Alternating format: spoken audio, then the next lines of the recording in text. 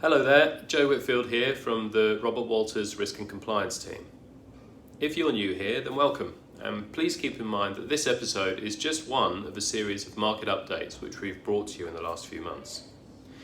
Today we're going to be talking about the threat of regulatory enforcement action in New Zealand, the potential impact that this could have on the banking sector, and a few emerging risks to think about. Now, pre-lockdown, the Reserve Bank and the FMA suggested an increase in enforcement action in 2020, and you might be wondering why this is. There are a few emerging risks which are continuing to evolve in the regulatory landscape.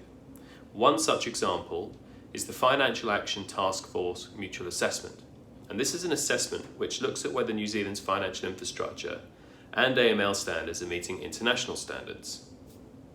One of the outcomes is how New Zealand scores against this standard. And this is really important because it helps the international community decide whether or not to do business with us.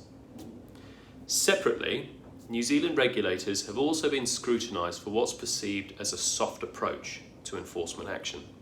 To date, there has not been any enforcement action in New Zealand by comparison to that of other countries, such as the likes of Austrac in Australia.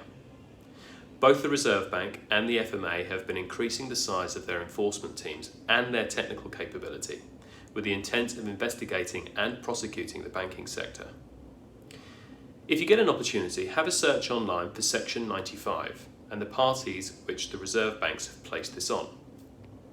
If you're unfamiliar with the concept of Section 95, it refers to the power which the Reserve Bank has to investigate a bank and obtain all their internal documents pertinent to their investigation.